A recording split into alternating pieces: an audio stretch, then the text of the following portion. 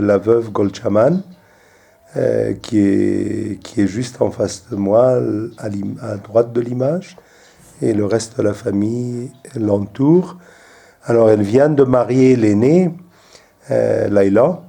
Laila vient de se marier avec un jeune homme très sympathique, de même classe sociale.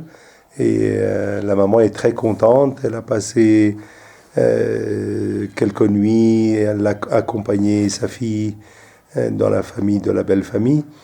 Et voilà, elle est toute contente, elle est ravissante. Donc Golchaman m'a raconté un peu les difficultés ordinaires de la vie, rien de particulier à signaler au stade des études des enfants. Les enfants sont là, alors la grande au milieu en robe rouge, rose, elle est contrainte de rester à domicile malheureusement parce que les écoles secondaires ont fermé. Elle se résigne à y rester, mais elle espère que la rentrée prochaine lui permettra de réintégrer l'école. Les deux autres enfants fréquentent leur scolarité, le garçon à gauche et la jeune fille à droite. La jeune fille, elle est en 6e. En classe de 6e, elle est en établissement privé et elle a une scolarité bien meilleure que dans le public. Elle est assidue, elle vient de rentrer de l'école, elle est avec son uniforme de l'école. Du fait qu'elle est l'enfant de veuve et qu'ils n'ont pas les moyens, l'école ne lui fait pas payer de frais. Donc elle fréquente une école privée à titre gratuit. Son frère va dans un établissement public, je l'ai interrogé, son niveau est bien plus bas. Et il suit des cours de dessin, de l'art.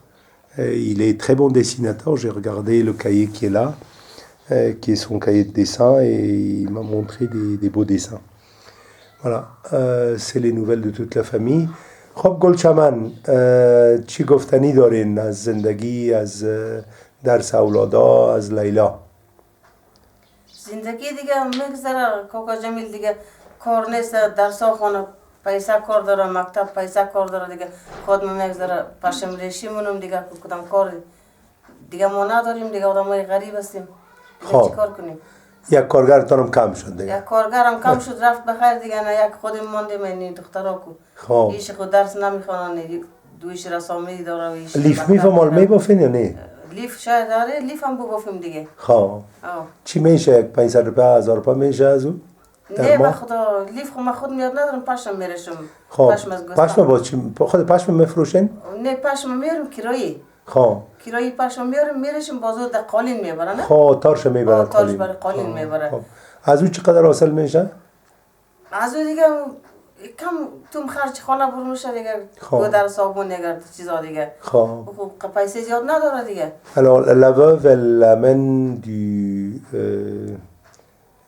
de la laine qu'elle transforme en fil et donc elle se fait payer pour ça essentiellement. Elle l'emmène à la personne qui lui livre et ensuite ces mêmes laines en fil est utilisée pour tisser les tapis. Donc elle fait ça à domicile et là elle est logée, ils ont changé de logement, ils sont logés à titre gratuit par des personnes qui ont quitté l'Afghanistan et donc en quelque sorte elle est gardien de la maison et donc une maison qui est relativement pour le niveau de quartier où ils vivent assez bien lotie. Pas mal de marbre, on voit les tablettes en marbre, un peu l'escalier en marbre, pas mal. Mais le quartier est quand même dans un quartier assez pauvre et elle est contente d'habiter ce logement et elle a eu ce logement grâce au fait que certains ont quitté l'Afghanistan et ils ont laissé tous leurs biens et pour pas que ça soit pillé, ils le donnent à des gens pour les garder à titre presque gratuit ou juste avec une contribution.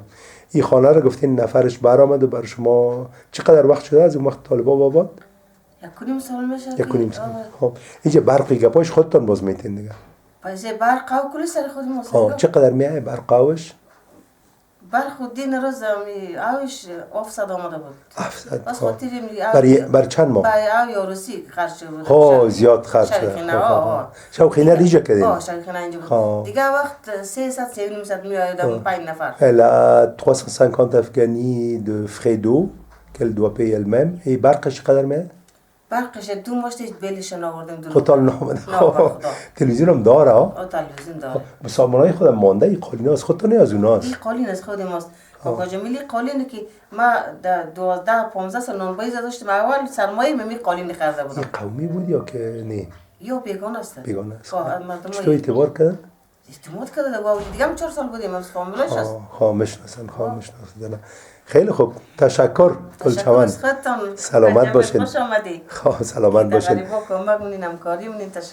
خب دختر کلان خودت چی گفتنی داری در مورد ختم مکتبا چی میکنی روز شوت چی رقم مصروف میکنی دق میاری نمیاری مبرایی نمبرایی کورس چیزی میری چی کار میکنی نه دیگه بیرون رفتنم که نیستم کورس چیزی هم نیه فقط خیاطی میرم خب چند وقت میشم خب دیگه کاری که نیه خیاطی کورس هست یا که کورس درس میدن درس میدن او که پیسه میدی یا مفته پیسه میدیم خب چند میدی تقریبا شاید 200 شعب در ماه با چی یاد میگیری خیاطی چی هست لباس خیاطی ماشین برای لباس یا برای گلدوزی بینا برای لباس خب همین لباسایی که پوشیدی همین تیپا این خودت جور کردی یا نه من تازه رفتم دیگه خود تازه رفتی خب بسیار خوب خب چیزی گفتنی چی داری امیدت هست که مکتب آواز شود مایه عمل بچم دیگه ببینیم چی میشه توکل تو الله خب خدا مهربان بشک محمد یاسین پدرجان خودت درسایت دیدیم نام خدا رسمای خوب میکنی چطور پروگرام روزت چی هست صبح چند میخیزی چند میری مکتب چند میری کورس چی هست مصروفیت صبح خوب هم افتونیم میخیزم خب افتونیم از خواب میخیزی بعد از اون؟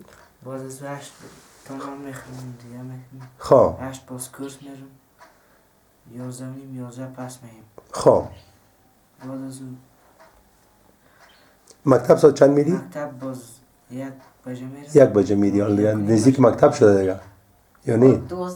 12 سال خب 1 نیم بجه باشم دیگه خیلی خوب باز 5 بجه میرم دیگه خانه بسیار الله یک چند وقت میشه 4 نیم بجه رخصت خب باز خانه میری دیگه Bon, le fiston, il commence le matin, il se lève, il suit des cours privés, et ensuite jusqu'à midi, et il va après dans son établissement scolaire pour l'après-midi. خب آمدیم سر چوچه خب خودت در مکتب خصوصیستی گفتی در سایت چطوره خوبه راضیستی؟ خب دیگه این حال سال آخرت هست اگر خدا طالبا رو سرشان واز کنه مکتبای صنف 7 و بعد سال آینده دیگه ادامه میتی نه؟ اگر نتن چی؟ La petite, donc elle est en dernière